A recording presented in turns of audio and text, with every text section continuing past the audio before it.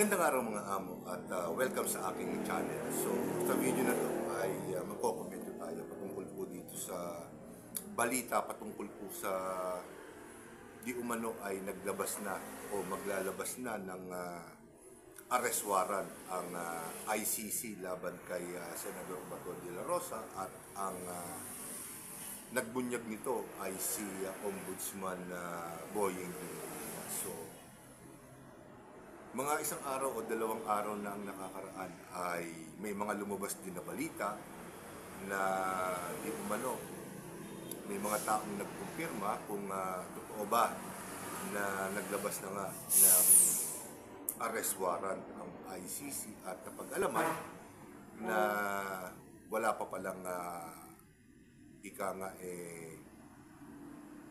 arrest warrant na inilalabas ang ICC at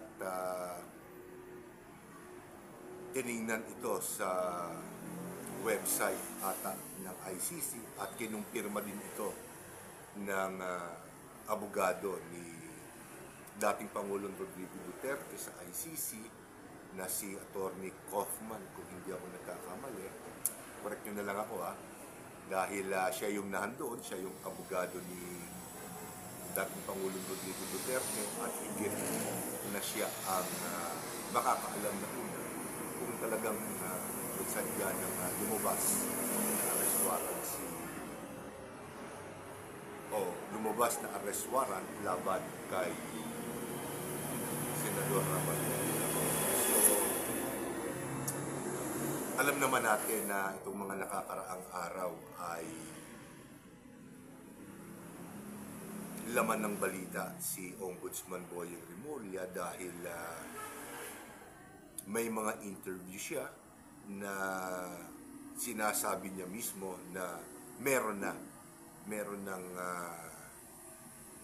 arrest warrant na ilalabas o lumabas na laban kay Senador Bato de la Rosa. So, marami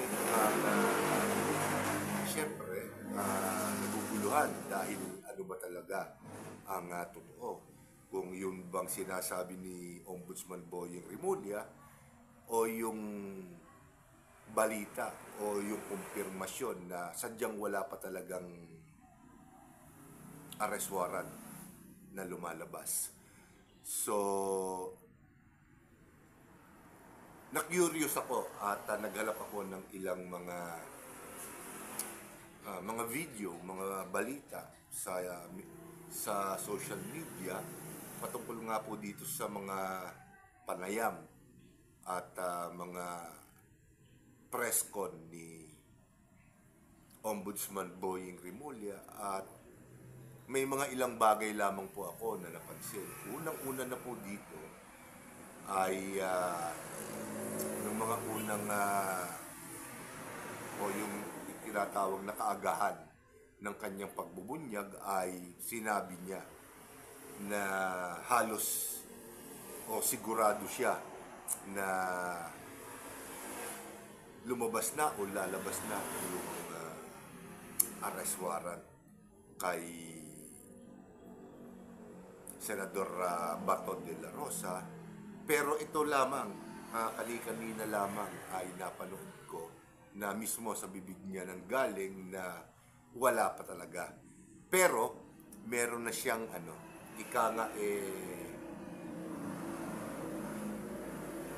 impormasyon na lalabas na raw yung arrest warrant ng ICC.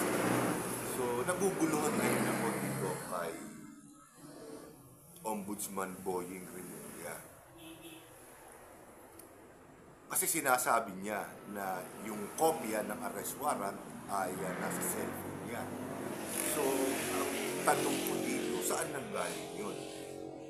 Siguro doon sa sinasabi niyang source niya. Sino ba yung source niya? Sinabi niya, journalist. Pero yung mga ganyang dokumento, yung mga ganyang kasisela na dokumento ay nanggagaling lamang mismo doon sa korte na maglalabas nito.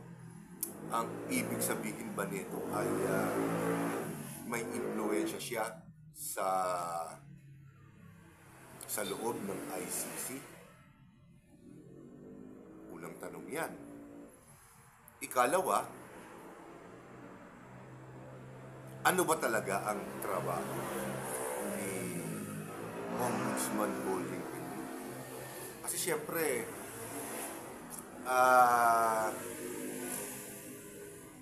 napapansin ng marami, bagay hindi naman lihim ito dahil inamin naman niya na talagang sa tao, lalo na sa politika, hindi nawawala yung mga ganyang uri na hinahabol mo yung mga kalaban ng iyong partido.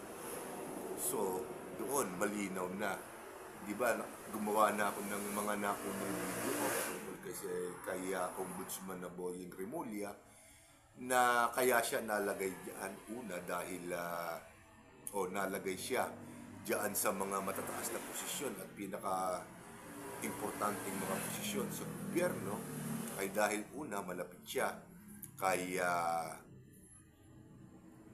Pangulong Bongbong Marcos at ikalawa, anuman ang isagabal sa administrasyon, sa kanyang bossing, ay ginagawa niya ng paraan. Sukat na lumabas na talaga siyang mali. O kumbaga incompetent sa kanyang trabaho. So, itong mga bagay na to ay hayagang nakikita ng marami sa kanya. Pero meron din akong konti lang naman, maaaring masabi nyo na parang imahinasyon ko lamang. Pero sa tingin nyo kaya, ano ang inam na makukuha ni Pangulong Bongbong Marcos kung lahat na lang ng kalaban niya sa politika ay hayagan na talagang inuusig ng kanyang administrasyon sa pamamagitan po ng mga Remulla, specifically si Ombudsman Boying Remulla. Pakatandaan po natin na una siya naging DOJ Secretary at ngayon po siya na ang Ombudsman. Siya na ang namumuno sa Ombudsman, pero napapansin ko rin dahil para bagang dalawang ahensya ang kanyang pinamumunuan, ang DOJ at ang Ombudsman. Para bang tumutugma yung kanyang mga sinasabi sa ginagawa ng DOJ. Kayo po ang mag-isip. Talagang hayagan na attack dog siya ni Pangulong Bongbong Marcos. Pero napapansin ko rin na para bang hindi niya rin pinangangalagaan yung reputasyon ni Pangulong Bongbong Marcos. Ako sa tingin ko lang, kutub ko lang naman ito.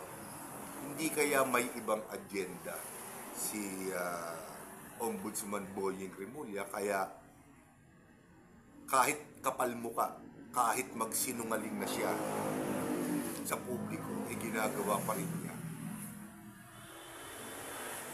Hindi ba? Ano ang pakinabang niya rito? Kasi kung taas lang ng posisyon nakuha niya at kung nag-aambisyon siya ng mas mataas pa doon sa mga posisyon na kanyang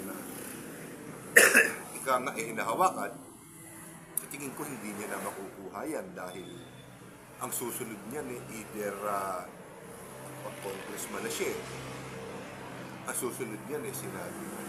Sa tingin ko lang na kahit tulungan siya ni Pangulong Bongbong Marcos na makarating sa Senado ay hindi mangyayari dahil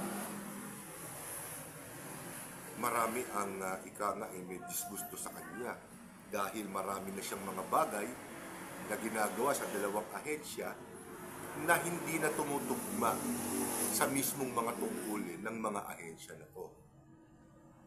sinabi niya na nagjo-journal siya. Nagjo-journalist siya. Hindi niya trabaho yun. Hindi ho ba?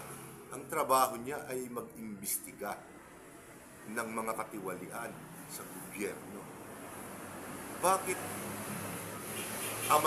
amat na amat siya o amak na amak siya na hanapan ng butas ang kalaban ng administrasyon? Samantalang ang may malaking problema ngayon ay ang mga kaalyado ng administrasyon, lalong-lalo na ang Kongreso, saan malaking majority ng mga kongresista ay humaharap ngayon sa problema patungkol sa mga korupsyon sa ating gobyerno. Ganon din ang mga kaalyado niya sa Senado. Bakit irit na irit siya na ma-dispatch kaagad ng maaga ang mga kaalyado ng mga Duterte? Dahil ba alam niya na kapag ka nakalusot o umabot ng 2028 ang mga kaalyado ng mga Duterte, nakalalamang sa susunod na administrasyon ay sila naman ang usigin. Hindi ko ba? At pagdating naman po dito sa kanyang intel, ika nga, o yung mga nagbulgar sa kanya o nagpadala sa kanya ng kopya ng arrest warrant ni Senador Bato de la Rosa, bakit meron po siya kaagad ng kopya na yun? Sino ba siya? O sino-sino ba ang mga contact niya sa ICC? At meron pa nga pala tayong dapat punahin. Kung meron siyang ganong access o ganong impluensya sa ICC, hindi ba parang dinudungisan niya yung kredibilidad ng ICC? Dahil ang alam ko, yung mga ganyang gulong ay hindi dapat napapasagawa ng isang non-member ng ICC. O hindi na tayo kasi miyembro ng ICC ngayon eh. So bakit may kopya siya? Hindi ho ba? Hindi ba dapat ang unang ahensya ng gobyerno na humawak o makatanggap ng ganyang uri ng dokumento ay ang DFA muna? Hindi ho ba ang Department of Foreign Affairs? Ikalawa, dapat ituloy yan siguro sa DOJ, at pagkatapos ay dadalhin sa Korte Suprema. Kasi pinag-uusapan na kagad ngayon nila kung kusang loob na susuko ba si Senador Bato de la Rosa o i-extradite siya sa ICC. Pakatandaan po natin, hindi state ang ICC para mag-comply sa isang extradition treaty. Ika nga, wala tayong extradition treaty sa ICC dahil hindi sila isang bansa. So, ngayon pa lamang ay nakikita na po natin na parang compliant ang ating gobyerno sa kung ano man ang sabihin ng ICC sa kanila. Kumbaga, nawawalan tayo ng proteksyon sa ating mismong gobyerno. At kung sakasakali man na totoo itong arrest warrant, mga amo, sa ikalawang pagkakataon, ipapakita natin sa buong mundo na hindi gumagana ang judicial system sa ating bansa. So, kung may kasalanan man si Senador Bato de la Rosa dito sa mga nangyari sa EJK o dun sa war on drugs dating Pangulong Rodrigo Duterte, hindi po ba dapat si Senador Bato de la Rosa ay dito natin litisin? Hawak na nila si Pangulong Rodrigo Duterte sa ICC eh. So ibig sabihin, kahit makaladkad sa kahihiyan at laksa-laksang pagtuligsa ng international community ang Pilipinas ay titiksin ng administrasyon na ito. Maidispatcha lamang nila ang mga potensyal na makakalaban nila sa 2028 national election. Mukhang bibig nila na masyadong malayo pa ang 2028 national election. Pero, ngayon pa lamang, yung mga potensyal na makakalaban nila sa nasabing eleksyon ay tinatrabaho na nila ngayon. Hindi po ba dapat mag-focus muna sila dito sa mga korupsyon na nangyayari sa ating bansa? Palalampas lamang po ng Bagyong at may mga flood control projects na nasira. May mga gusali na nawalan ng bubong. May mga tulay na inaabot ng tubig baha na hindi naman dapat mangyari. Trilyon ang inuubos natin sa mga proyekto na yan. Pero mas inuuna pa ng ombudsman natin ang tirahin ang kanilang mga kalaban sa politika. Ngayon, nag-aanunsyo sila, may mga makakasuhan na. Pero halos 3 buwan na po ang lumilipas. Pero ni isa wala pa pong nakakasuhan. Kahit si Saldico ay hindi pa po nila ginagawa ng paraan kung paano maiuwi dito. Ang inuuna nila at ang inaapura nila ay ang pagdadala kay Senador Bato de la Rosa sa ICC. Hindi ko po kinakampihan si Senador Bato de la Rosa, hindi ko nga po siya binuto. Pero Pilipino po siya, mga amo. Mga amo, Pilipino po siya. At kung ang isang Pilipino ay may kasalanan sa sarili niyang bansa, dapat tayo ang lumiti sa kanya. Hindi ang ibang bansa. Pwede na nating sabihin sa ICC na hawak na po ninyo ang dating Pangulo ng Pilipinas at nililitis na ninyo sa mga kasong di umano ay kanyang ginawa. Bakit kailangan yung mga alipores niya ay ibigay pa namin sa inyo? Samantalang ayon naman sa ating gobyerno ay gumagana ang judicial system sa ating bansa. So dapat dito natin siya litisin, hindi ba mga amo?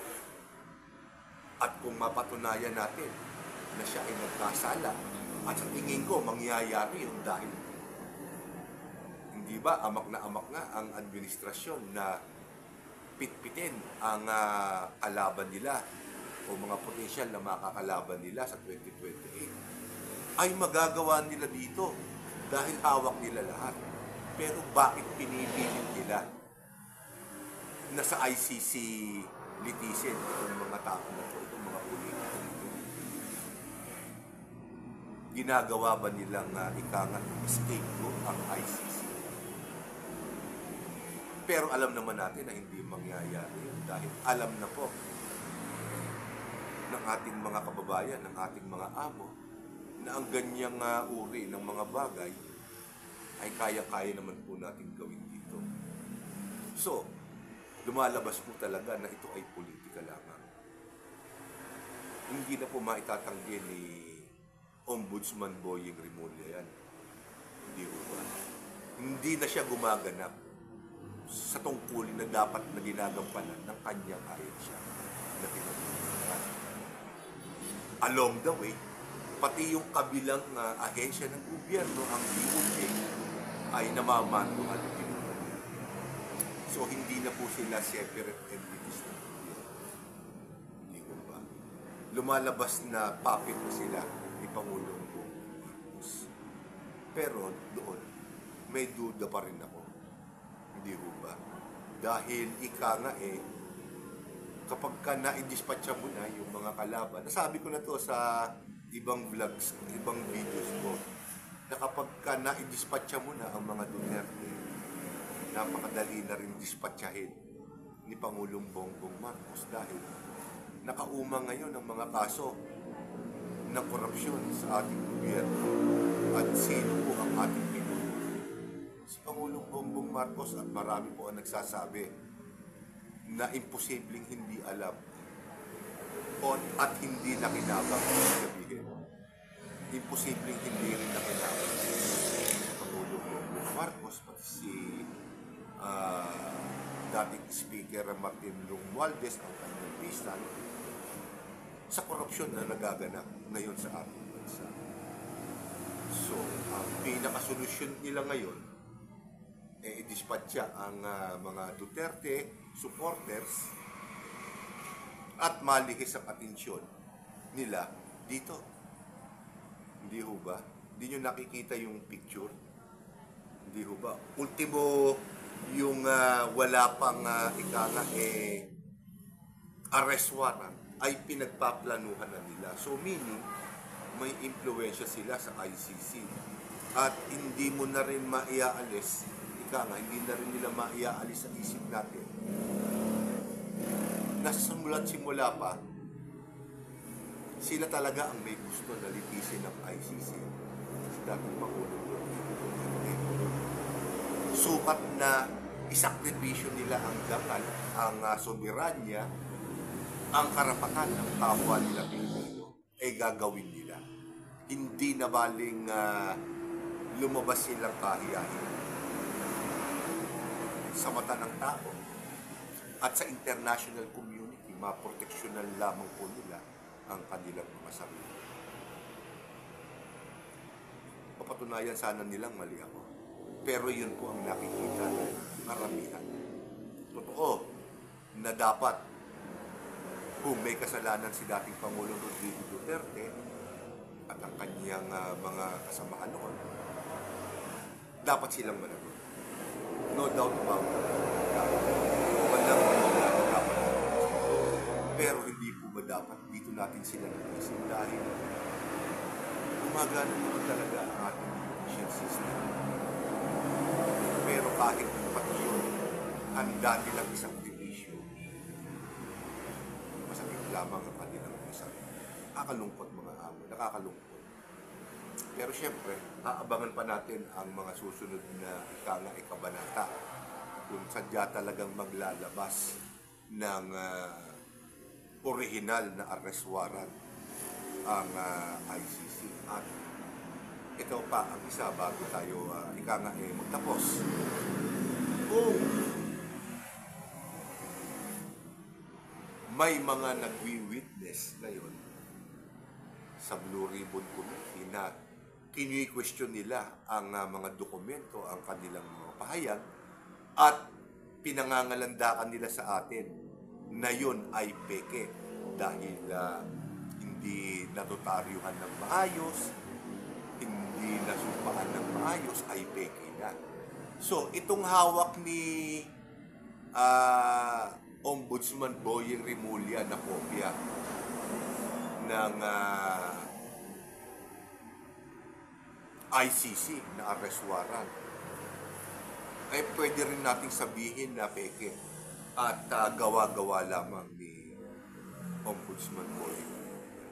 Sa tingin ko naman, kahit ganun ang ICC, hindi nila ilalagay ang integridad, ang kredibilidad, ang karangalan ng ICC para lamang sa isang ganung kasimpleng papel lamang. Di ho ba? Isang kahihiyan sa kanila yun. At sa tingin ko, hindi nila papayagan na mangyari yun. Kaya questioning ko rin siyempre yung sinasabi ni Boyeng Rimulya na yung kopya ng arrest warrant na nasa kanyang cellphone epic. So, dito ko muna po tatapusin ang video na to. At syempre, kung may mga bagong pagkanapan ay syempre, kukomentuhan po natin yan sa abot ng ating makakaya. So, maraming salamat po sa inyong lahat at magandang araw po sa inyo.